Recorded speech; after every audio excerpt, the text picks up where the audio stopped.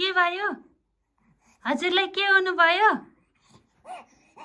ओहो, धेरै खुसी छौ त। आज त हजुर त 100 डेजको पुग्नु भयो के रे। मामुलाई कति रहर लाग्छ के गर्न। मामु आफै बिरामी हुनुहुन्छ, गाह्रो हुन्छ मामालाई, रहर चाहिँ लाग्छ। हजुर पनि ज्ञानी त बन्दिनुहुन्छ कति कति बेला, हो कि होइन? हो, हजुर ज्ञानी बनिदिनु भएको। हजुरले त केही बिगार्नु भएको छैन त। ओहो, चकचके बेबी मेरो, चकचके। कति खुसी हुनुभएछ है हजुर त आज।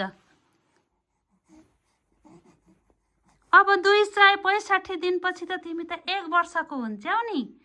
थाहा छ तिमीलाई?